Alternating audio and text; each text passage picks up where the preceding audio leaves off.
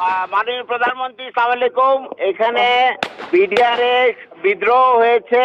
আমি আছি দরবার হলে, আমার অফিসারদের সহ আমাদেরকে ঘেরাও করে গুলি করছে ওরা। আমাদের অস্ত্র নাই, এই জন্য আমরা জবাব দিতে পারছি না। অলরেডি র্যাব মুভ করছে, সেনাবাহিনীও মুভ করবে। আপনি যত দ্রুত পাঠাবেন তত তাড়াতাড়ি পরিস্থিতি আমরা সামাল দিতে পারবো। যাচ্ছে, আমি দেখি হেলিকপ্টার পাঠাচ্ছে।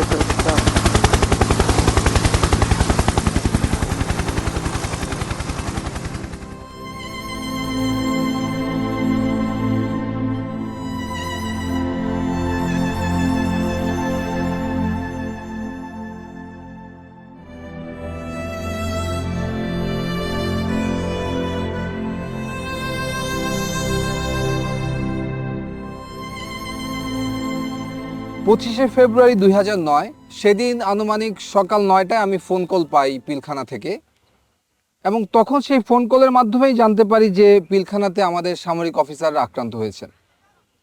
আমি সাথে সাথে তৎকালীন মইনু আহমেদের এডিসি ক্যাপ্টেন জুনায়েদকে এটা ফোনে জানাই, এবং উনি আমাকে বলেন যে সেনাপ্রধান অবগত আছেন এবং উনি ব্যবস্থা নিচ্ছেন। এরপরে MIST থেকে আমরা কতিপয় অফিসার সকাল 10:30 বা 11টার সময় আমরা এই আবাহনী মাঠে চলে আসি, এবং এসে দেখতে পাই যে অলরেডি 46 ব্রিগেড এই আবাহনী মাঠে ডিপ্লয়েড অবস্থায় আছে।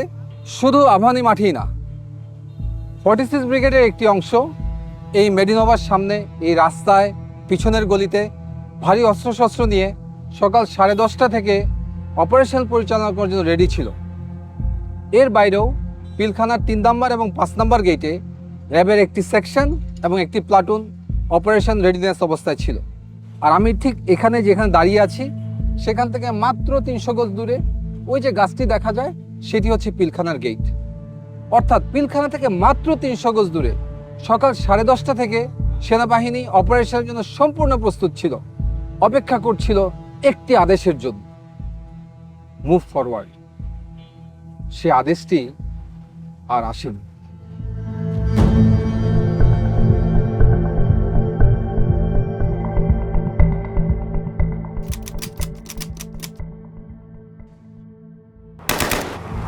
আমাদের কাছে সর্বোচ্চ অস্ত্রটাই ছিল হচ্ছে 12 বোরের শর্ট গানগুলো। তো সেই হিসেবে আমরা শর্ট গান ফায়ার করে আমরা গেটের দিকে এগিয়ে যেতে থাকি, এবং একটু পরেই আমরা নিউ মার্কেট গেটটা দখল করি।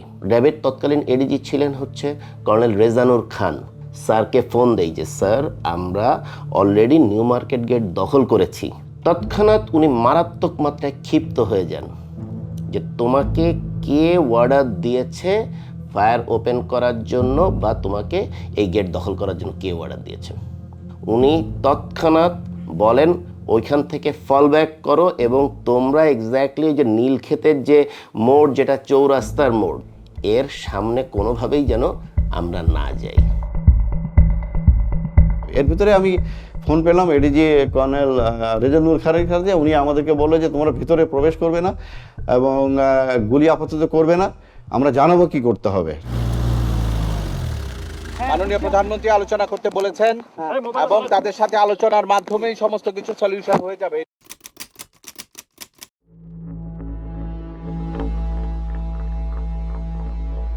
আনুমানিক বেলা 12টার দিকে আমরা দেখতে পাই 3-4 জন লোক সাদা পতাকা হাতে নিয়ে পিলখানার দিকে এগিয়ে যাচ্ছে, এবং তারা যখন পিলখানার দিকে অ্যাপ্রোচ করলেন হঠাৎ করে আচানকভাবে গুলি বন্ধ হয়ে গেল। আমরা খুব অবাক হয়ে তাকিয়ে দেখছিলাম যে এ ধরনের হঠাৎ করে কারা এরা। পরবর্তীতে জানতে পারি তারা ছিল আওয়ামী লীগের 4 জন সংসদ সদস্য, মির্জা আজম, জাহাঙ্গীর কবির নানক, ওয়ারেস হোসেন বেলায়েত এবং মাহবুবা রাগিনী। আমার বাবা যখন কল দেয়, আমি তখন কলটা আমি রিসিভ করেছিলাম আর কি। তো আমি কলটা রিসিভ করার পর আমার বাবা বলে যে আমার মাকে যেন আমি ফোনটা দিই। এইটাই আমার বাবার লাস্ট।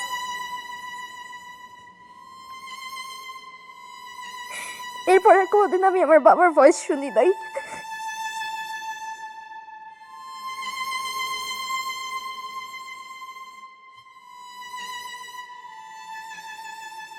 বাংলাদেশের প্রত্যেকটা চ্যানেল তৎকালীন প্রচার করছিল যে জেনারেল শাকিল জীবিত আছেন। শুধু একমাত্র দেখি NDTV বা ইন্ডিয়ান একটা চ্যানেল প্রচার করলেন সকাল সকাল যে general Shakil has been assassinated. কোনো সন্তান তো এই সংবাদ বিশ্বাস করতে যাবে না। এত তাড়াতাড়ি সব কিছু হচ্ছিল, কেউ কিছু বলছিল না। আঙ্কেল আন্টিরা ছিল, বলতাম যে আমি বাসায় যাব, ওটার কোনো উত্তর ছিল না। হলে আব্বু আমার সাথে কথা বলবো, কেউ উত্তর দিচ্ছিল না আমাদের।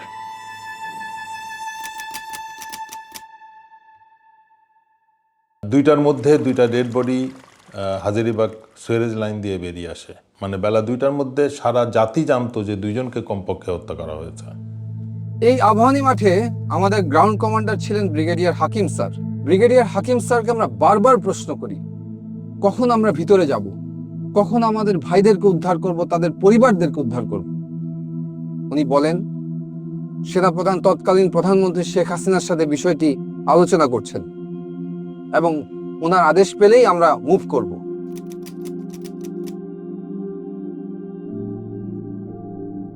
সেই পরিস্থিতিতে আমরা দেখলাম 3টার সময় প্রধানমন্ত্রীর সাথে কিলার 14 জন কিলার মিটিং করে এবং যমুনাতে তারা যায়।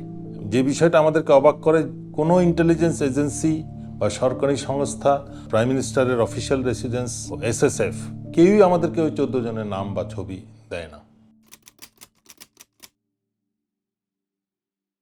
হঠাৎ করে দেখলাম যে একটা টিম সাহারা খাতুনের নেতৃত্বে আইজিপি এবং আরও 2-1জনকে সাথে করে ভেতরে প্রবেশ করলো 25 তারিখে রাত্রেই। পরে সারা খাতুন যখন আসে আমরা ওনার গলার আওয়াজ পাই এবং আমরা মনে করি যে মেবি ফাইনালি উনি আসাতে হয়তো কোনো একটা মিটিগেশন হবে বা কোনো কিছু হবে। কিন্তু দেখলাম যে 10 মিনিট সারা খাতুন মানে কি বক্তৃতা দিলেন টিভি ক্যামেরার সামনে, দিয়ে উনি চলে গেলেন। আমরা লক্ষ্য করলাম যে উনি যখন বের হয়ে আসছে যে শুধুমাত্র ক্যাপ্টেন মাজারের ওয়াইফকে নিয়েছে। ক্যাপ্টেন মাজারের ওয়াইফ ছিল আইজিপি নূর মোহাম্মদের মেয়ে, যেহেতু আইজিপি নিজেই ছিলেন ভিতরে। বাকি যে কয়টা ফ্যামিলি উনি এনেছিলেন এরা সবাই ছিল ওই বিদ্রোহীদের ফ্যামিলি, যারা এই ডিএডি বিদ্রোহ করেছে অন্যান্য সকলের সাথে, তাদের পরিবারকে উনি বের করে নিয়ে আসলেন। এভাবে কিন্তু আপনার 25 তারিখ শেষ হয়ে গেল, আমরা কিছু করতে পারলাম না। আমরা সব দাঁড়িয়ে দাঁড়িয়ে একটা মানে আমি বলবো আমরা তামাশা দেখছিলাম।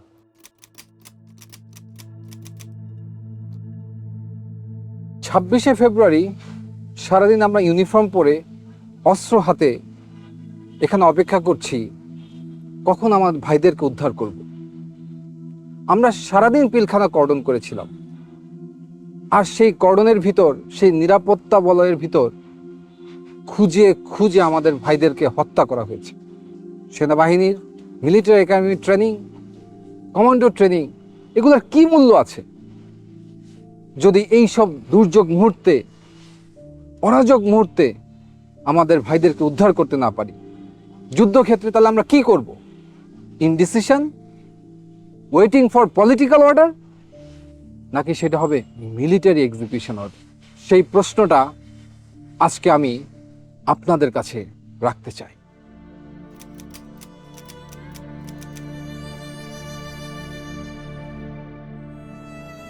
সাতাশ তারিখ আমরা যখন পিলখানায় ঢুকি, সে এক অন্য পিলখানা, চারিদিকে ধ্বংসযজ্ঞ, গুলির ছাপ, রক্তের ছাপ। আমাদের ভাইগুলোর লাশ আমরা গণকবর ম্যানহোল থেকে উদ্ধার করি। লাশগুলো ছিল বিকৃত।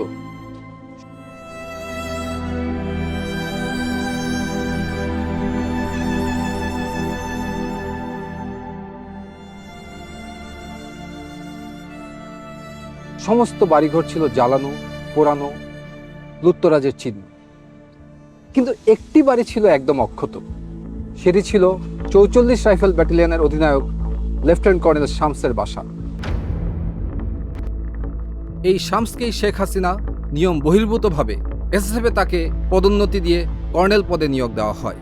পরবর্তী তদন্তে দেখা যায় লেফটেন্যান্ট কর্নেল শামস 25 এবং 26 তারিখ দুবার পিলখানা থেকে বের হয়ে যমুনা গিয়েছিল এবং যমুনা থেকে আবার পিলখানাতে এসেছিল, এবং তার একাধিক কল রেকর্ড পাওয়া যায় যেখানে যমুনায় সে কোনো একজন ব্যক্তির সাথে বিদ্রোহ চলাকালীন সময়ে কথা বলেছিল।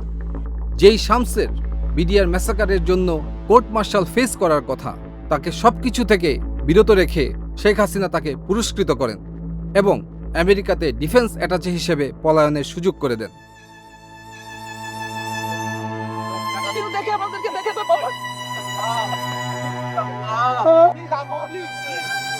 ঠিক আছে, আসো আনো, তুমি ওখানে বসো।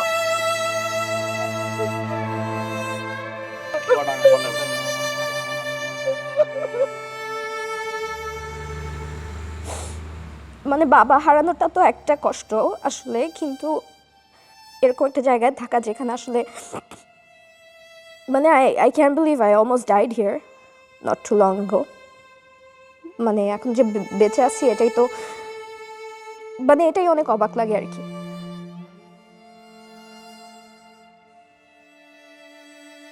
আমার বাবার মাথায় গুলি লেগেছিল এবং এই জায়গাটা থ্যাতলানো ছিল এবং খুব সম্ভবত গুলিটা গাল দিয়ে বের হয়ে গেছে। আমি চাইবো না যেন কিনা আমার সবচেয়ে খারাপ শত্রু কখনো তার বাবাকে এইভাবে দেখুক, কখনো না। মাঝে মাঝে নিজেকে বলতাম, ও আল্লাহ, এটা একটা দুঃস্বপ্ন। কেন জানি দরজা খুললে মনে হয় বাবা আম্মু চলে আসবে। এই দুঃস্বপ্ন থেকে আর উঠতে পারলাম না। সেদিন সার্চ অ্যান্ড রেস্কিউ টিমে যারা ভিতরে ঢুকেছিল তাদের ভিতরে একজন ছিল ক্যাপ্টেন শাহনাজ। এসএমজিটি সিলিংটা নরমাল সিলিং এর মতো না, একটু টেল ইউ দ্যাট এই সিলিং বাইনোকুলারটা আমরা আরবি তো ব্যবহার করি না, আমার জানার মতে বিদেরও ব্যবহার করে না। তো ওইটাই আমার কাছে ফার্স্ট ইয়ে লাগছে যে এটা বাধা কেন এরকম, আর এই সিলিংটার মধ্যে টাইগার লেখা। কিন্তু ওইটা একটা ordinance issue item, but not from our military. এই কোয়েশ্চেনগুলো তো আসলে মানে এটার পরিষ্কার উত্তর পাওয়া দরকার। পিলখানার এই হত্যাকাণ্ডের ঘটনাটির পর যখন 27 তারিখে আমরা ভিতরে ঢুকি এবং পরবর্তীতে তার অবস্থা দেখতে পাই, এটা পরিষ্কার হয়ে যায় যে এটা একটা সুপরিকল্পিত হত্যাকাণ্ড। এবং তখন সমগ্র সেনাবাহিনী কিন্তু ক্ষোভে ফুঁসে ওঠে এবং সেই ক্ষোভ দমনের জন্য শেখ হাসিনা একটি দরবার ডাকে মার্চের 1 তারিখে সেনাকুঞ্জে। এই ঘটনায় সমস্ত সামরিক অফিসাররা এখানে উপস্থিত যারা ছিল তারা ক্ষোভে বিক্ষুব্ধ হয়ে ওঠে। মাননীয় প্রধানমন্ত্রী আপনার সাথে যখন কথা হচ্ছিল মহাপরিচালকের, যদি তখন আপনি সেনাবাহিনী পাঠাতেন, ল্যাব পাঠাতেন, আবার আপনার বন্ধুরা তারা দরবারভাবে ঢুকেছে আধা ঘন্টা পরে এবং তারা কিলিং শুরু করেছে 11:30 থেকে 11টার পরে। তার আগে কাউকে মানে নাই। কিন্তু যদি র্যাব সেনাবাহিনী এই একজন থেকে এইটুকু যদি 1 ঘন্টার মধ্যে ঢুকতে না পারে, সেই সেনাবাহিনী আমাদের দরকার নাই, দরকার নাই আমাদের। আমরা অসহায়ের মতো ওখানে বসে আছি, সবাইকে বলা হচ্ছে, সবাই আমাকে বলছে আসছে আসছে, কেউ আসলো না। খবর যদি ইচ্ছা আমার সেনাবাহিনী কোথাও আমাদের একটা ট্রেন পাঠাতো, অথবা একটা যদি আমাদের কমান্ডো বাহিনী একটা ল্যাটারও যদি যেত, ওরা পিপিলিকের মতো পাঠিয়ে যেত, কিন্তু কেউ গেল না। অসহায়ের মতো আমার অফিসারগুলো সব মেরে ফেললো, সব মেরে ফেললো।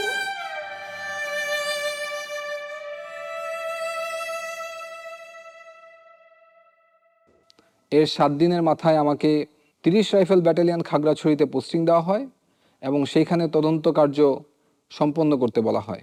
আমি যখন তদন্ত শুরু করি এবং তখন দেখতে পাই যে ভারতের বিএসএফের বর্ডার পোস্ট থেকে বাংলাদেশের সমস্ত বিওপিগুলোতে উস্কানিমূলক মেসেজ দেওয়া হয়েছে এবং সেই মেসেজের সারমর্ম ছিল যে বাংলাদেশের বিডিআর সৈনিকরা যেন বিদ্রোহ করে, তাদেরকে সেনাবাহিনী হত্যা করতে আসছে এবং তারা যেন অস্ত্র ধরে। এবং দুঃখজনক হলো সত্য যে আমাদের বিডিআরের সৈনিকরা সেই ট্র্যাপে পড়েছিল এবং 26 এবং 27 তারিখে ভারতীয় উস্কানিতে তারা সমস্ত বিওপিগুলোতে বিদ্রোহ করে। তদন্ত শুরু হওয়ার সাথে সাথে আমরা বুঝতে পারি যে এটা কোনো বিদ্রোহ না, এটার সাথে রাজনৈতিক সম্পৃক্ততা আছে, এমনকি সরকার প্রধানও এটার সাথে জড়িত হওয়ার অনেক সিমটম আমরা দেখতে পাচ্ছিলাম। আমার এই অনুসন্ধান রিপোর্ট যখন আমি আমার সেক্টর হেডকোয়ার্টার এবং ঊর্ধ্বতন কর্মকর্তাদেরকে প্রেরণ করি, তার 7 দিনের মাথায় আমার পোস্টিং হয়ে যায়। আমাকে ঢাকায় পিলখানা সদর দপ্তরে তদন্ত কার্যক্রমের সমন্বয় কর্মকর্তা হিসেবে নিয়োগ দেওয়া হয় এবং আমাকে ঢাকায় অনতিবিলম্বে চলে আসতে বলা হয়। সে সময় বাংলাদেশের বেশ কয়েকটি সংস্থা তদন্ত করছিল, তার ভিতরে জাতীয় তদন্তকারী সংস্থা হিসেবে একটি সমন্বিত টিম গঠিত ছিল, সেনাবাহিনীর একটি তদন্ত সংস্থা ছিল, এছাড়াও পুলিশ কর্তৃক ডিবির মনিরুল ইসলাম এবং আবুল কাহার আকন্দ, ওনাদের দুজনের নেতৃত্বে একটি তদন্ত কার্যক্রম সংগঠিত হচ্ছিল। এর বাইরেও পিলখানা হেডকোয়ার্টারে রাইফেল সিকিউরিটি ইউনিট যেটাকে বলে, সেখানে পিলখানার আভ্যন্তরীণ একটি তদন্ত কার্যক্রম চলমান ছিল। তার নেতৃত্ব দিচ্ছিলেন তৎকালীন রাইফেল সিকিউরিটি ইউনিটের সিও লেফটেন্যান্ট কর্নেল আজিজ। এবং আমি খুব অবাক হয়ে লক্ষ্য করি যে র্যাব কর্তৃক সবচেয়ে বেশি তথ্য উপাত্ত সংগ্রহ করা হয়েছিল, কিন্তু কোনো এক অজানা কারণে র্যাবকে সেই তদন্ত থেকে সরিয়ে দেওয়া হয়। এই র্যাবের টিম যারা ছিল, টাস্কফোর্স ইন্টেলিজেন্স টিম যেটা ছিল, ওদের তরফ থেকে কিছু তথ্য আসে এবং ওইগুলো নিয়ে আমরা কাজ শুরু করি। তখন মোটামুটি স্পষ্ট হয়ে যায় যে এটা কোনো বিদ্রোহ না, এটা রীতিমতো পরিকল্পিত হত্যাকাণ্ড। এই হত্যাকাণ্ডের ষড়যন্ত্র 2007 সাল থেকে শুরু হয়েছে। এটা শুধু একদিনের ঘটনা নয়। 2007 সালে সর্বপ্রথম ব্যারিস্টার ফজলেনুর তাপসের কাছে বিডিআরের একদল সৈনিক যায় এবং সেখান থেকে এর ষড়যন্ত্র শুরু। পরবর্তীতে বিভিন্ন পর্যায়ে ব্যারিস্টার শেখ ফজলেনুর তাপস, জাহাঙ্গীর কবির নানক, মির্জা আজম, শেখ সেলিম, লেদার লিটন, আওয়ামী লীগ নেতা তোরাব আলী, তারা বিভিন্ন সময় বিডিআর সৈনিকদের সাথে মিটিং করে এবং কিভাবে এটা এক্সিকিউশন করা হবে সেই ব্যাপারে তারা পরিকল্পনা করে। শেখ ফজলেনুর তাপস 2007-08 সালে প্রতি জুম্মার নামাজ উনি বিডিআর মসজিদে পড়তেন এবং নামাজ পরবর্তী সময়ে উনি বিডিআর সৈনিকদের সাথে ঘণ্টাখানেক মিটিং করতেন এবং এ পরিকল্পনার নেতৃত্ব দিতেন সাবেক বিডিআর সদস্য তোরাব আলী এবং তার ছেলে লেদার লিটন। দুজন রাজসাক্ষী ছিলেন বিডিআর মসজিদের পেশ ইমাম, এছাড়াও বিডিআর একজন সৈনিক। পেশ ইমাম সাহেব উনি সুস্পষ্টভাবে ব্যারিস্টার তাপসের কথা উল্লেখ করেছিলেন এবং আরও কিছু রাজনৈতিক ব্যক্তিবর্গের কথা উল্লেখ করেছিলেন যারা বিভিন্ন সময় বিডিআর মসজিদের ভিতরে মিটিং করতে উনি দেখেছেন। কিছু কিছু কথা তিনি ওভারহিয়ারও করেছেন। পেশ ইমাম সাহেবকে আবুল কাহার আকন ডেকে নিয়ে যায় জিজ্ঞাসাবাদের জন্য এবং পরবর্তীতে উনি জীবিত আর ফিরে আসেননি। আমার আব্বুকে এটা বলা হয় যে আপনার ভারপ্রাপ্ত থেকে আপনাকে পার্মানেন্ট পেশ ইমাম করা হবে। শুধু এই যে স্টেটমেন্টটা লিখিত যেটা সরকার থেকে দেওয়া হয়েছে সেই স্টেটমেন্টটা দিতে বলা হয়েছে। আর আব্বু যে স্টেটমেন্টগুলোতে বলছে মিটিংয়ের কথা, দরবার হলে কাদেরকে চিনছে তাদের কথা, সেগুলো সবগুলো নিয়েই সমস্যা করা হয়েছে, যে চেঞ্জ করতে বলা হয়েছে। 11ই মার্চ আব্বু মারা যায়। আব্বুর পোস্টমর্টেম হয় ঢাকা মেডিকেল কলেজ হসপিটালে। পোস্টমর্টেম হয়, জানাজা হয়, কিন্তু এই পোস্টমর্টেম রিপোর্ট আজও আমরা পাইনি।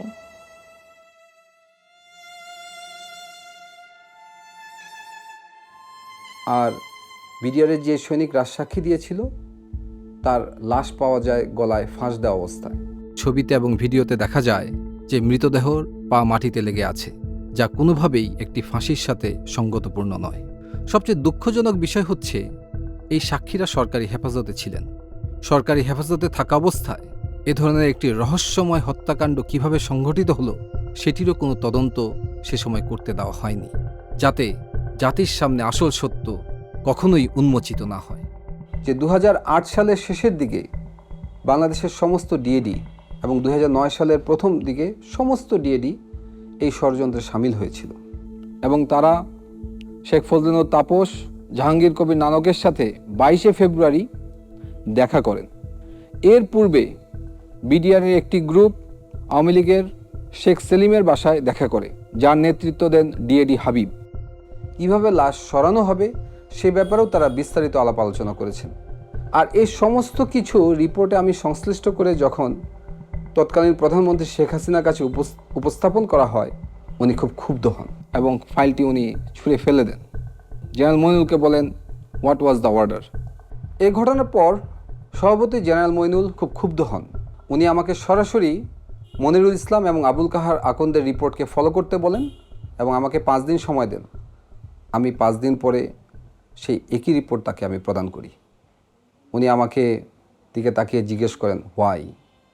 আমি শুধু উত্তর দিই, স্যার, আমি আমার ভাইয়ের রক্তের সাথে বেইমানি করতে পারবো না। ওই পরিপ্রেক্ষিতে আমি ডিসাইড করি যে না, এই আর অবহেলা গ্রহণযোগ্য হবে না। তখন আমি নোট অফ ডিসেন্ট দেই এবং ডিসএগ্রি করি এবং তাদেরকে কোনো সুযোগ দেই নাই যে আলাদা কোনো পেজ আমি নোট অফ ডিসেন্টে ইনসার্ট করব, সেটা ছিঁড়ে ফেলে দিবে। আমি আমার সিগনেচারের উপরে এক সেন্টেন্সে লিখে দিই যে এই ধরনের রাষ্ট্রীয় গুরুত্বপূর্ণ বিষয়ের তদন্তে অবহেলা গ্রহণযোগ্য নয়। একজন সার্ভিং আর্মি অফিসার হিসেবে সরকারি নির্দেশে পিলখানা তদন্ত কার্যক্রম সমন্বয় করার সময় হঠাৎ একদিন আমি আবিষ্কার করি আমাকে আমারই বাহিনীর লোকজন গুম করেছে তারা আমাকে নিয়ে যায় ডিজিএফআইতে এবং সেখানে আমাকে তাদের কাস্টডিতে এবং আয়নাঘরের বন্দী হিসেবে 361 দিন গুম করে রাখে। সেখানে আমি আরো বুঝতে পারি আমার মতো আরো অনেক সামরিক অফিসার সেই আয়নাঘরের বন্দী। কি অপরাধ ছিল আমাদের! পিলখানার এই নির্মম হত্যাকাণ্ডের পিছনে যে রাজনৈতিক ব্যক্তিবর্গ ছিল তাদের মুখোশ উন্মোচন করাই ছিল আমার অপরাধ। সত্যকে উদ্ঘাটন করাই কি ছিল আমার অপরাধ? জাতির কাছে আমি আজকে এই একটি প্রশ্ন করে যেতে চাই। আমার বিয়ে ঠিক 10 দিনের মাথায় হঠাৎ তার ফোন বন্ধ, আমরা জানি না সে বেঁচে আছে কিনা। তখন আমার নামে একটি মিথ্যা মামলা সাজানো হয়। আমাকে বলা হয় আমি ব্যারিস্টার ফজলুল তাপসের উপর বোমা হামলা ষড়যন্ত্র করেছি। দৈনিক বাংলা ভবনে একটা এসিড কম্প্রেসার ব্লাস্ট হয়ে নিচে একটা গাড়ির গ্লাসের উপরে পড়ে এবং গ্লাসটা ভেঙে যায়। এটাই হচ্ছে মূল ঘটনা ছিল, যেটা তখন সমস্ত টিভির স্ক্রলে প্রথম নিউজ এটাই আসে। পরবর্তীতে একদিন পরে নিউজ টোটাল চেঞ্জ হয়ে যায় যে এখানে একটা বোমা হামলা হয়েছে। তারা আমার সদ্য বিবাহিত স্ত্রীর একটি ভিডিও দেখায়। সেখানে দেখা যায় যে আমার স্ত্রী আমার শাশুড়ি সহ কোন এক জায়গায় যাচ্ছেন এবং তখন এই ভিডিও দেখিয়ে তারা আমাকে একটি সাদা কাগজ দেয়। আমি এর মর্ম বুঝতে পারি। আমি সাদা কাগজে স্বাক্ষর দিয়ে দিই। 9 নভেম্বরে হঠাৎ করে আমাদেরকে বলা হলো যে 5 বছরের জেল। গত বছরই এই মামলার টোটাল ফাইনাল রিপোর্টটা দেয় যে ওইখানে এই ধরনের কোনো ঘটনাই ঘটেনি, অথচ আমাদের জীবন থেকে 5 বছর চলে যায় শুধুমাত্র এই ধরনের একটা কেসে নিয়ে। যারা যারা এই নৃশংসতম হত্যাকাণ্ডের সত্য বের করতে চেয়েছে, এই সত্যের পিছনে যারা কাজ করেছে, প্রত্যেকটা পরিবারকে নানাভাবে অপমান, নির্যাতন, জুলুম, জেল অথবা গুমের শিকার হতে হয়েছে। এই ঘটনাটা মানে আওয়ামী সরকারকে প্রচণ্ড আত্মবিশ্বাসী করে তুলেছিল। কারণ হচ্ছে তারা বুঝতে পেরেছিল যে বড় একটা অঘটন ঘটিয়েও তারা সেটাকে চাপা দিতে পারবে। মানে তাদের আত্মবিশ্বাসটা বেড়ে গিয়েছিল এবং সাধারণ মানুষের মধ্যে একটা ভয় ঢুকে গিয়েছিল। মানে ধীরে ধীরে যেটা হয়েছিল যে রাষ্ট্রের ইনস্টিটিউশন সব ধ্বংস হয়ে গেছে। একদম প্রত্যেকটা ইনস্টিটিউশন যদি কাজ না করে তাহলে কোনো গণতন্ত্র টিকতে পারে না, কোনো রাষ্ট্র দাঁড়াতে পারে না, কোনো পজিটিভ কিছু দেখা যায় না। বিশেষ করে ইলেকশনগুলা, তো ইনস্টিটিউশনগুলা ধীরে ধীরে আওয়ামী গভর্নমেন্ট মানে ইচ্ছাকৃতভাবে ধ্বংস করেছে, যাতে করে কোনো কিছু বাংলাদেশের ভবিষ্যৎ না থাকে। এবং আমার মনে হয় এতে উদ্দেশ্যটা ছিল অন্য রাষ্ট্রকে সাপোর্ট দেয়া, যাতে হচ্ছে সেই রাষ্ট্রটার একটা করদ রাজ্য হয়ে আমরা টিকে থাকি। 36 ঘন্টার সেই রাষ্ট্রীয় বিট্রিয়ালে জন্ম নেওয়া ফ্যাসিস্ট সরকারের অবসান হয় 36শে জুলাই ছাত্র জনতার অভ্যুত্থানের মাধ্যমে। আমরা চাই না বাংলাদেশে আর কোনো দেশবিরোধী শক্তির আগমন ঘটুক। কতটুকু অশ্রু গড়ালে হৃদয় জলে সিক্ত, কত প্রদীপ শিখা জ্বালালে জীবন আলোয় উদ্দীপ্ত, কত ব্যথা বুকে চাপালে তাকে বলি আমি ধৈর্য। নির্মমতা কত দূর হলে জাতি হবে নির্লজ্জ। আমি চিৎকার করে কাঁদিতে চাহিয়া করিতে পারিনি চিৎকার। আমি চিৎকার করে কাঁদিতে চাহিয়া করিতে পারিনি চিৎকার। বুকের ব্যথা বুকে চাপায়ে নিজেকে দিয়েছি ধিক্কার।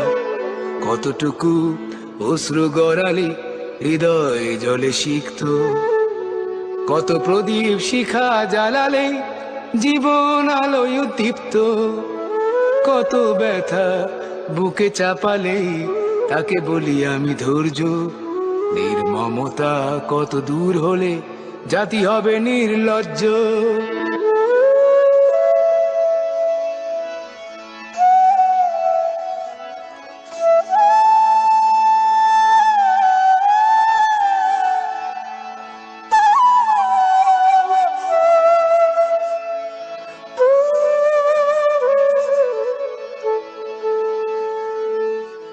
আজও কানে ভাসে সেই কথাগুলো, কে জানে হবে যে শেষ কথা।